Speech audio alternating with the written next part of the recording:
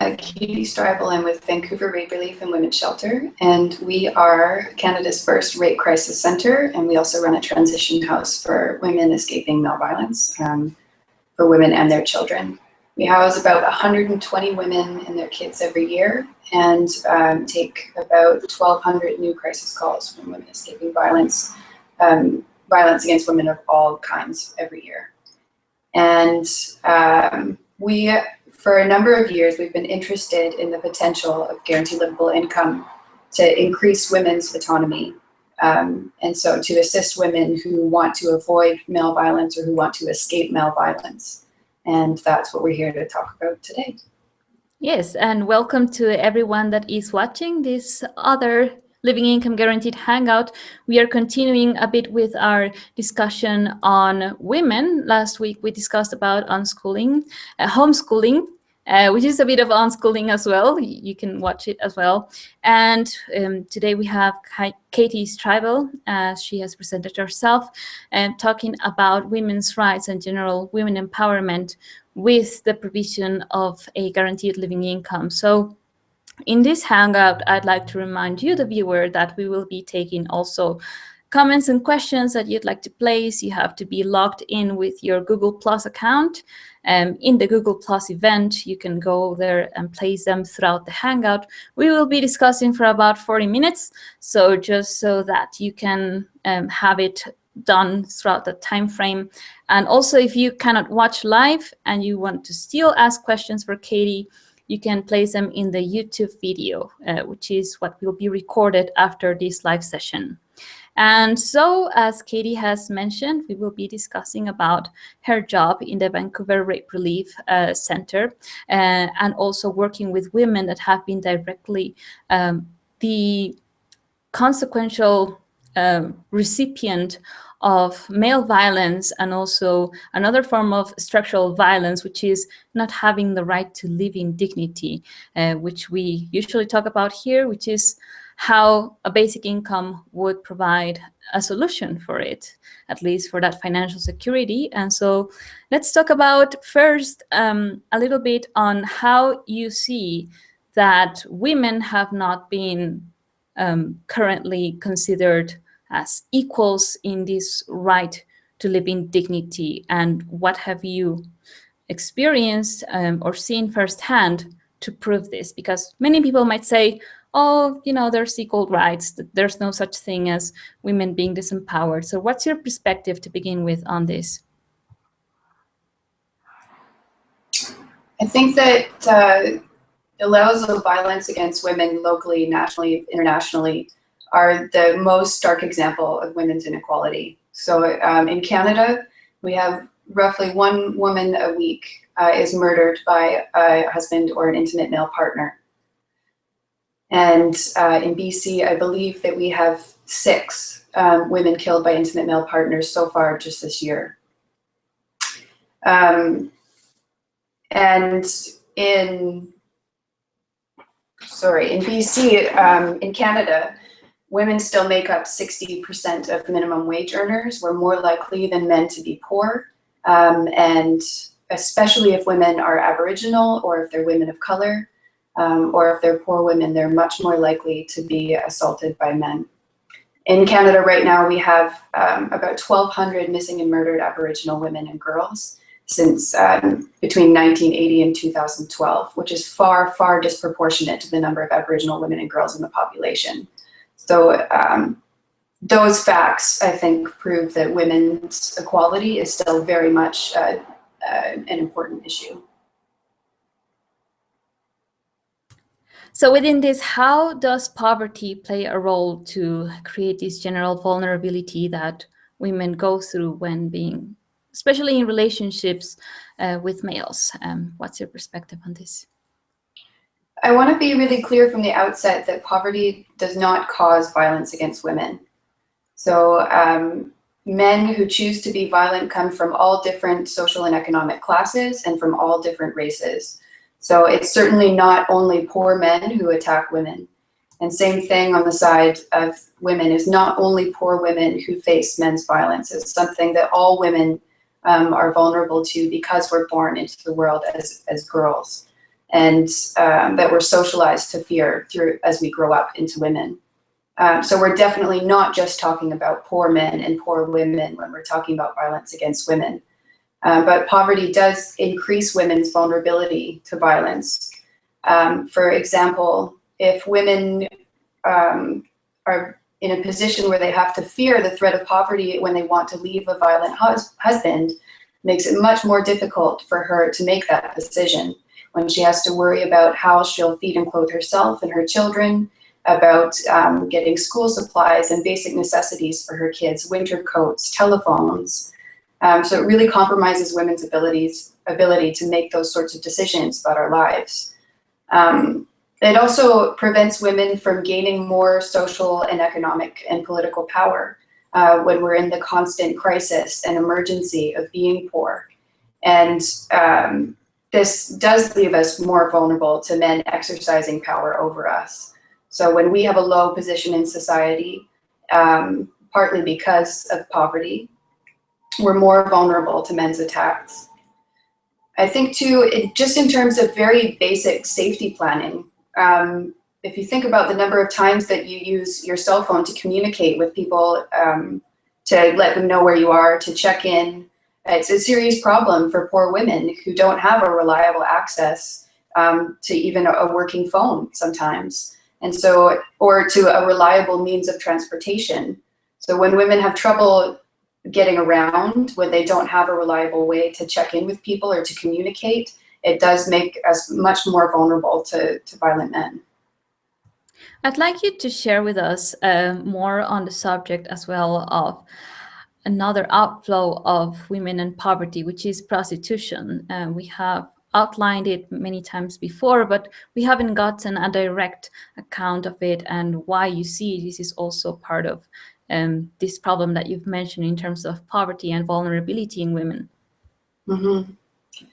We see prostitution as a fundamentally sexist, racist, and classist institution. So it's overwhelmingly women who are represented in prostitution. There are far more Aboriginal women and women of color disproportionately. And most women who are in prostitution are poor and have been abused as children. And many, many women enter at very young ages. So those are some of the things that we know to be true about prostitution from having done 40 years of rape crisis work. It's very important, I think, to note that very rarely will a woman not cite poverty as one of the reasons that she was forced or pressured into prostitution. And poverty influences women's ability to stay safe and ability to make decisions about what kind of work she'll do or where she'll go in life. And I think that many women are pressured into prostitution. We know that many women are pressured into prostitution because they're poor. I'd like you to also share with us your perspective on the following assumption, which is, well, women choose that because it's an easy way to get a lot of money in a short amount of time. And sometimes they get to enjoy it. Is this so from your perspective and what you've seen with these women? No, I don't believe that prostitution is a choice. Prostitution is male violence against women, and it relies on women's inequality in society, and it relies on sexism and racism. I would say that it's also an outflow of a bigger problem, which is sexuality and how there has been a huge problem in terms of how it is lived or rather abused in general. So it is also to bring forth in these kind of conversations to see that money is one aspect of limitation and control when not given and provided as a human right.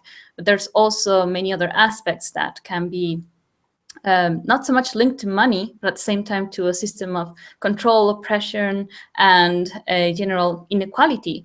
So I'd like you to share with us, straight to the point, how do you see that basic income would be as a stepping stone, if we can call it that, a financial security provider to women in these kind of situations?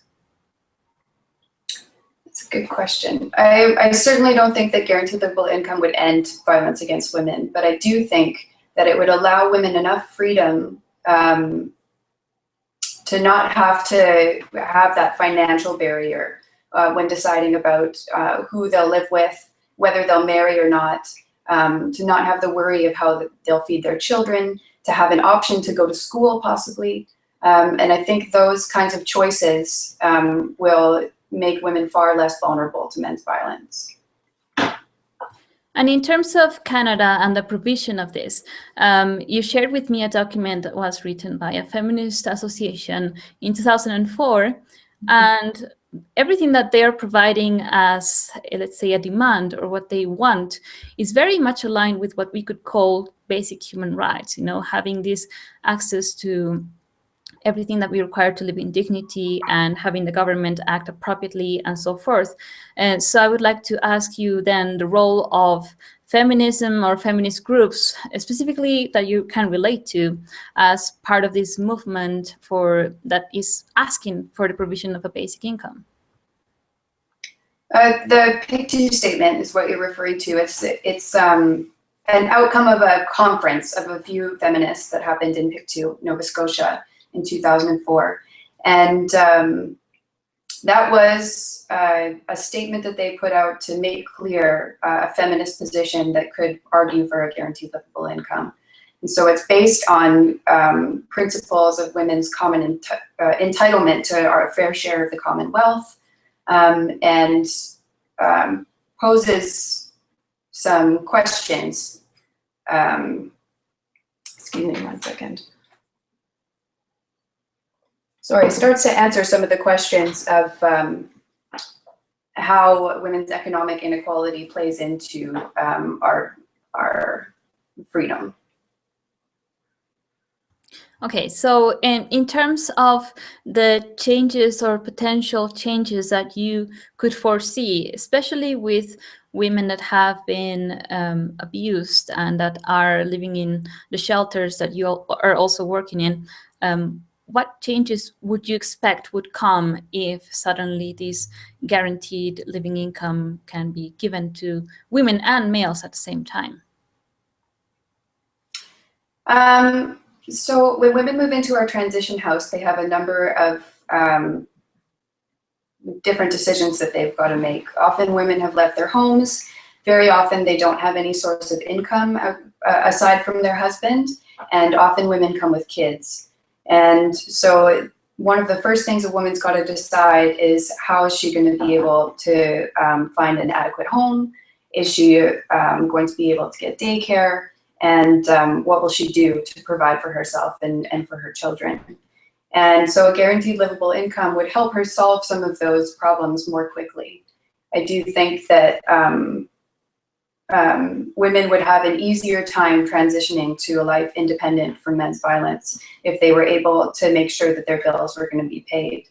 And in Vancouver in particular, and in British Columbia, we have a serious lack of affordable, adequate housing for women. So it's a very, very difficult search for women when they're looking for an adequate place to live. And women know this even before they leave, that it's going to be really difficult to find a place that they can afford, and difficult to pay their utilities, and difficult to put food on the table. Our welfare rates are also abysmally low in British Columbia. Right now, a single person makes $610 a month, which compared to our cost of living is incredibly low. Those haven't risen since 2007. So women know all of these things when they're making the decision about whether to leave, and when they're in the transition house faced with the task of rebuilding their lives. So a guaranteed livable income would make that task of transitioning much easier on women. And I think would also give women the opportunity to, while still in a relationship with a violent man, to store up some money, to make a plan of her own, and to get straight into a new home if she wanted to. And this links to a question that has just come up from Nasiri Makhlouf. He's saying, so when a woman has no basic income, they cannot choose? I think that women's choices are limited when we have no guarantee to even be able to pay for the necessities. I think this puts pressure on women to stay in a marriage they don't want, puts pressure on women to enter prostitution or to stay in prostitution. And so yeah, it does severely limit women's choices in the world. And it also limits our choices to get an education, to organize with other women's groups, or to volunteer when we have to spend all of our time thinking about how to survive. So I do think, yes, that poverty really limits women's choices, and that's part of what makes us more vulnerable. Thanks for your question, Nasiri. And so in terms of welfare, many might say, well, there's no need for a basic income. There's the welfare system. Why don't they rely on it? What's your perspective on this? Well, I've started to get into the welfare system and why it's unreliable. First, it's near impossible to live on welfare in BC and most places in Canada. Welfare rates are terribly, terribly low. And I do think women are willing to use welfare as a last resort. It's one of the things we do in the transition house. We help her get all of what she's entitled to from welfare. But even when we advocate for women to get absolutely everything that welfare is willing to give, it's still not enough. So that system for women is profoundly dysfunctional. It does not work for women, partly because there's just not enough money, but also because women are under really intense scrutiny, especially if they have to face racism on top of, especially if they have to face racism when applying for welfare. They face really intense scrutiny about their lives, about whether they really need it. They might be investigated. The process can be really difficult. And without an advocate, it can be really tough to get on welfare in the first place. So I think welfare as an option for women who are trying to get out of a dangerous situation, who are already under pressure to make decisions quickly, is not cutting it. It's just not good enough. Yes, I must imagine that it would be a very stressful situation if you are having this domestic violence situation going on and at the same time not having enough money, and then having to go to the welfare office to prove that you're really poor and that you cannot really make it.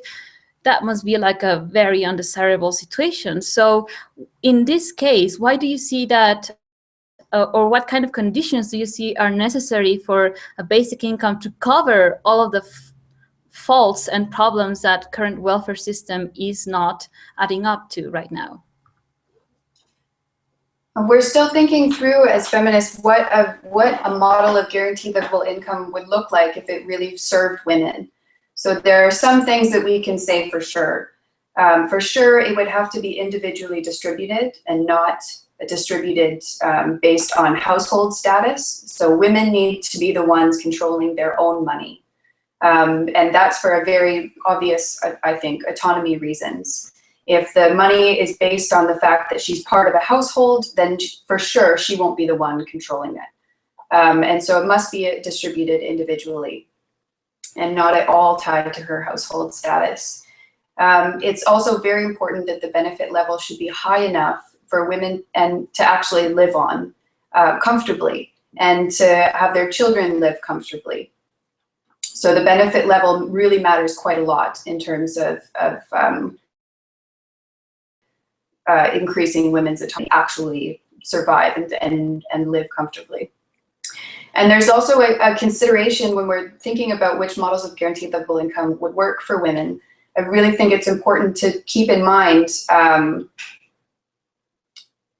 women's citizenship status and how that would affect eligibility. So it's really important that we're when thinking through models of a basic income or a guaranteed livable income that we argue for, we need to think about who is the benefit going to, and how do people gain access to that money. So women who have refugee status, women who are immigrants, we really have to think very carefully about how they'll be included in those benefits.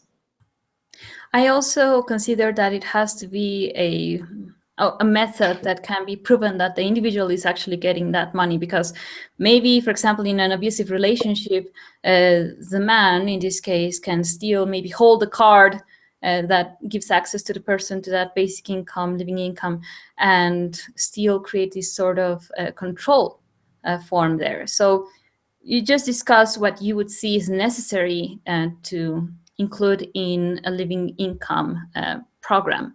So that means that there must be a reason for that. Can you share with us some of the experiences that you've heard from women firsthand in terms of how money is used as a form of control in these abusive relationships?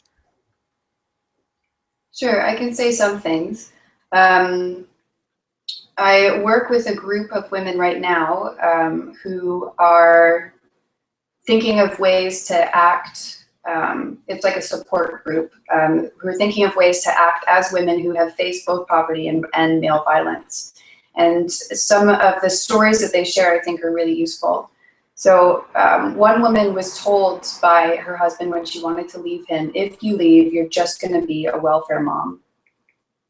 And he used the threat of welfare and the threat of poverty to keep her in the relationship. So it was really difficult for her to make the decision to leave, because she knew that she was going to have to live on welfare, and she knew that it would be very, very difficult to make ends meet. She's doing really well with her son, but things are tight for her. It's difficult. Another woman told us that she tried to leave 23 times over the course of her 10-year relationship, and that the biggest reason that she wasn't successful was because of poverty. It was so hard for her to feed her 3 sons that she ended up having to keep going back, because her husband made quite a lot more money than she would ever be able to make on welfare. So that pressure for women is very real. And we've learned over the course of doing crisis work with women escaping violence for many years that men will use whatever they can to control women. And very often that means income. Very often it means isolating her and threatening her to the point of having to quit her job, or following her to work, or compromising her ability to make money in some way, or controlling money outright. So some men will restrict access to food or utilities for women and children as well, as a means to control her, and will refuse to pay for basic necessities if she won't do what he wants. So money is one of the things that violent men are very quick to use against women. And if we were able to take away some of that pressure, it would free up women to leave much more easily. I'd like to also recommend for everyone watching, if you'd like to get a more of a direct perspective on how bad it is to be in an abusive relationship and domestic abuse issues, watch the documentary Private Violence. It's an HBO documentary, very new, and you will there also see examples of where a man is directly threatening a woman to not feed the child, in this case, as a way to get the woman apparently speaking up about having an affair, which wasn't so.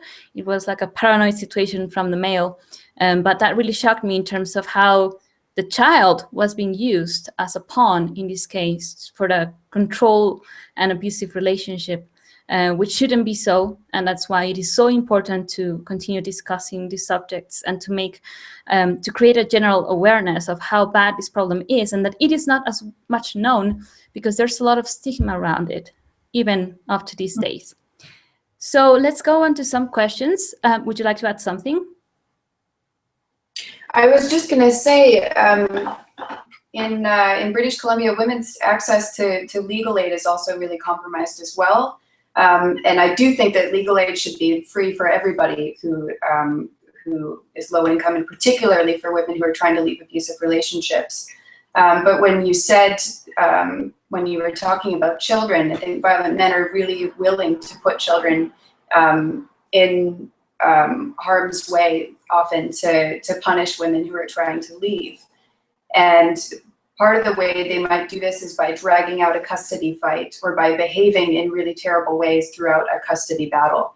And I think that basic income would also put women in a better position legally. Women might be able to hire a lawyer if they were denied legal aid, and I think that would be beneficial as well.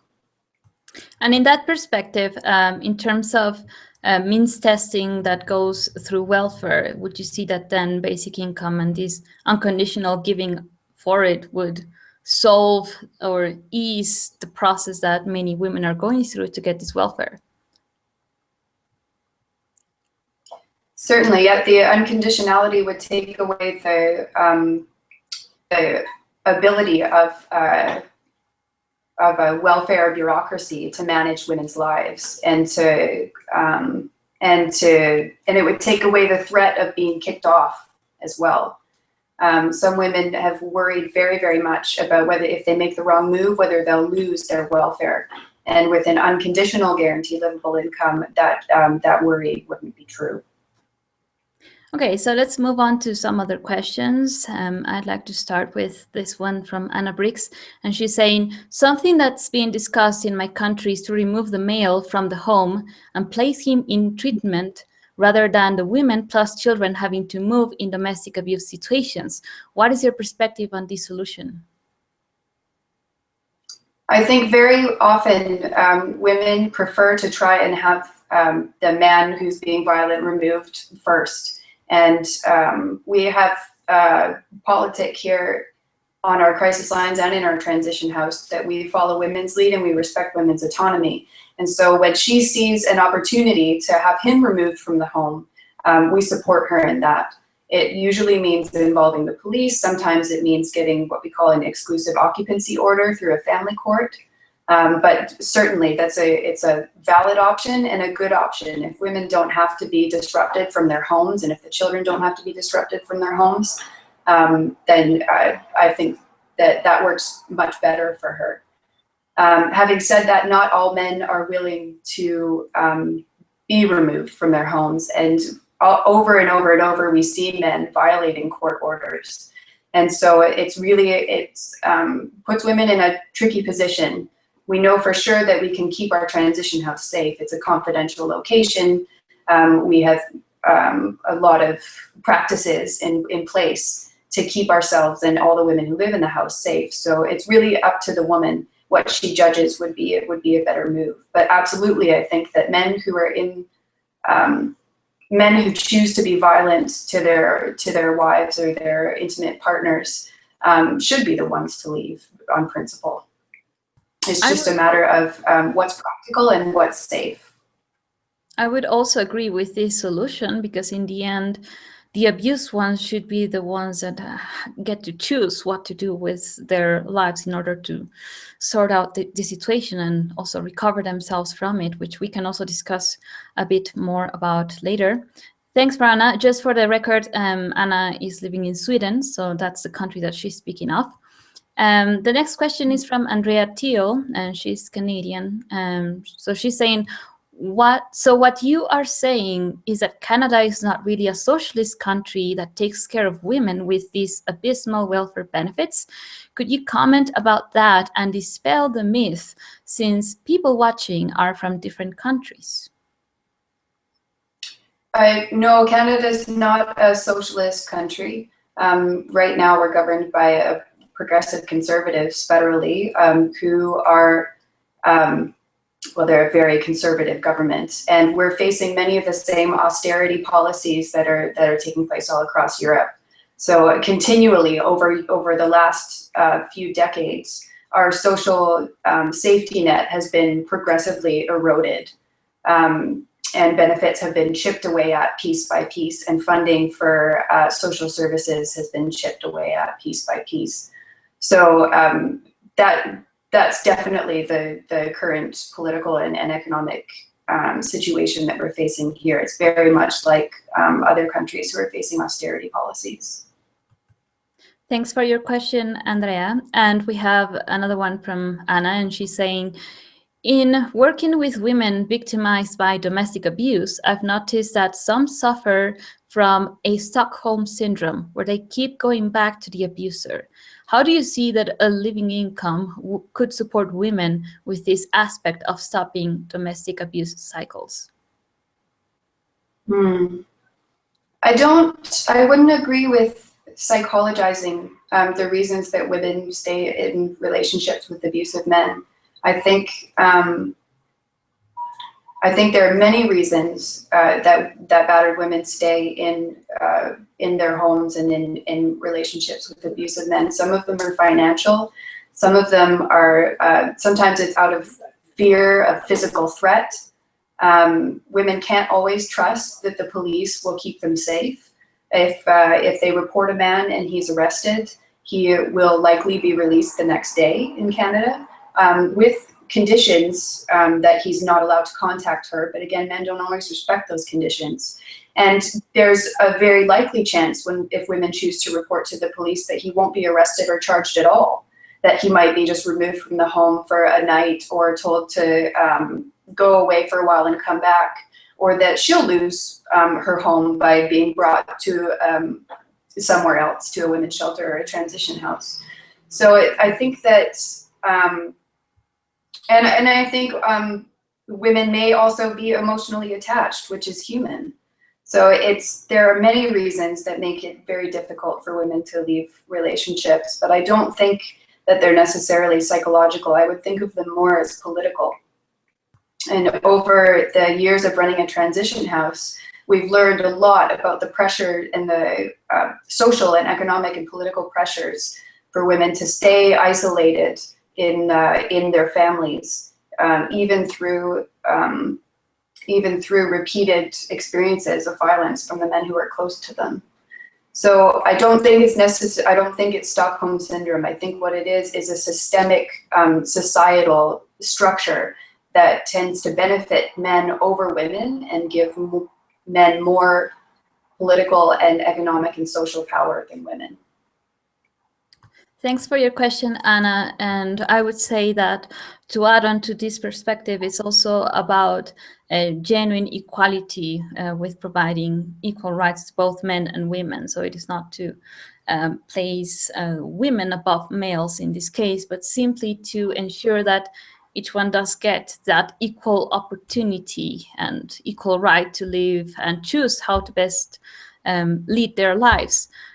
So I'd like to get onto the point of work and how women traditionally have been considered as individuals that stay at home, raise the kids, and so forth, yet that work is not remunerated, it's not considered even as work. What's your perspective on this? Certainly there's a devaluing of women's work, and the pressure for women to do all of the care work all of the time definitely does make us more vulnerable to men's violence, because there are people in our homes and in our lives who depend on us.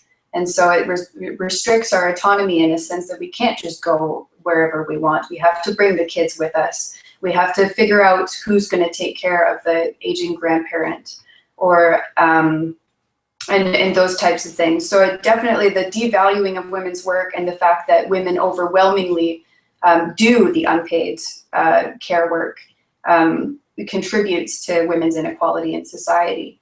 And I think that a guaranteed livable income might open a possibility for men to take on more of the unpaid care work, but I don't think inherently it does anything to encourage a more equal division of that labor. And feminists, many feminists are somewhat suspicious of a wages for housework type of model as well, because when women are remunerated for the work that they do in the home, also continually encouraged and pressured to only do that work. So I think that it's better to think of guaranteed livable income as money guaranteed to any woman, regardless of whether she's engaged in paid or unpaid work, and not necessarily money for engaging in unpaid care work. Okay, that's actually a genuine empowerment, not just to keep women in that same position, but simply to give that equal opportunity for them to choose. So we're about to finish the hangout, but I'd like you to also read along with me the questions that have come from Gabriela Seves. So it's quite a few. So let's go through it. He's saying, hi, I want to ask you if you have checked the work that is being done by Beatriz Preciado. She's a philosopher that defends the principles of feminism. She states that the vision of the women and the man in this world are political fictions that doesn't actually get to know what a woman really is or a man really is. I believe that masculinity and machismo is part of the same ideology that blinds us to the real relationship that we actually can develop between us, and that process begins by getting us to know ourselves and face the roles that we have believed that we must be a part of.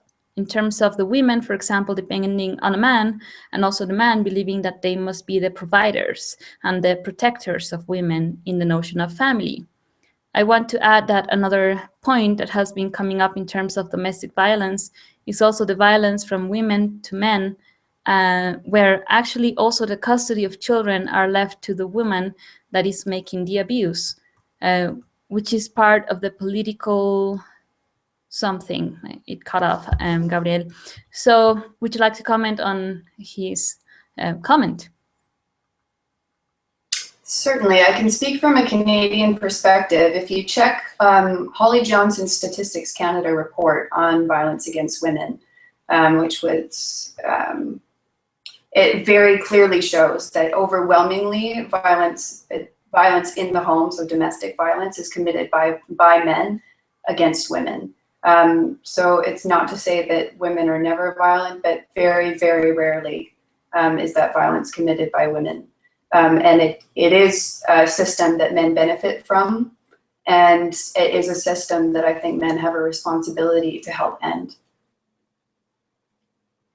So we have a last question coming up from Larry Manuela, and he's saying, do you guys there in Canada have a home built, especially with cameras installed, to monitor and study the behavior of a whole family to see what the problems are and what exactly to solve between the members of the family?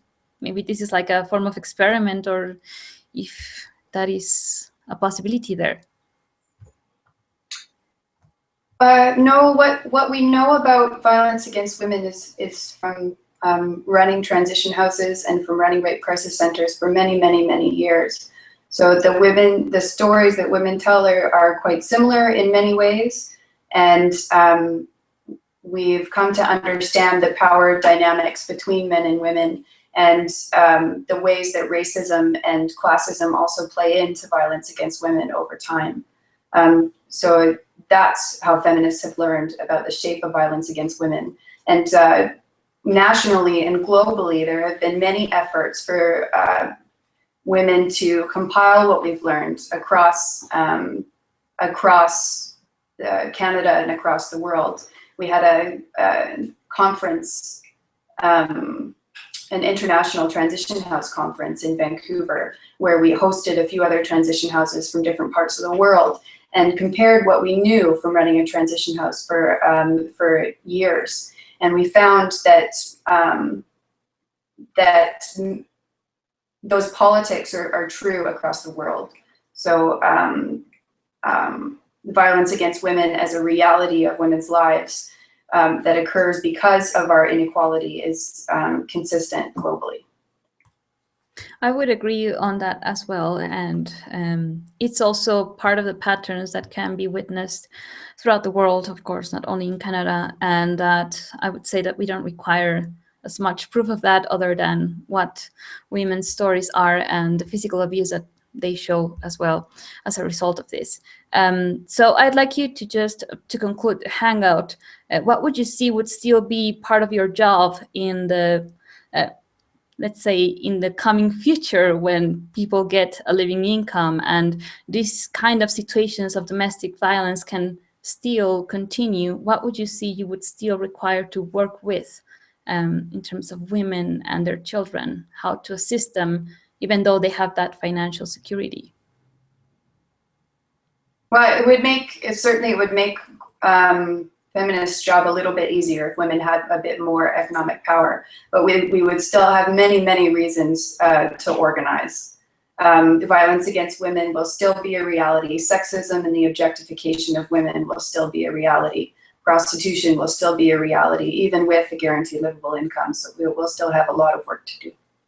Yes, some of the solutions that we always propose is that with a living income, yes, we are stepping in with an immediate form of guaranteeing the basic human rights, but there is a lot to do in terms of education from the get-go to learn how to get along as males and females and how to go past these current gender roles and just focus on that equality. But it has to be encouraged at home, in schools, in society overall. So that means there's a lot of work to do. I fully agree with that. So this is just a stepping stone so that we can start realizing our equality. That's our perspective as well. So thank you very much for your time and for being with us. Anything else that you'd like to add? This is the time. I think that's good. Thanks. Okay, so thanks to you, the viewer, as well. I repeat, if you have any other questions for Katie, if you're watching the repetition on YouTube, you can leave them in the comment sections and we'll let her know so that she can reply. And I'd like you to also invite you to this coming week's hangout. It's going to be about Canada and basic income.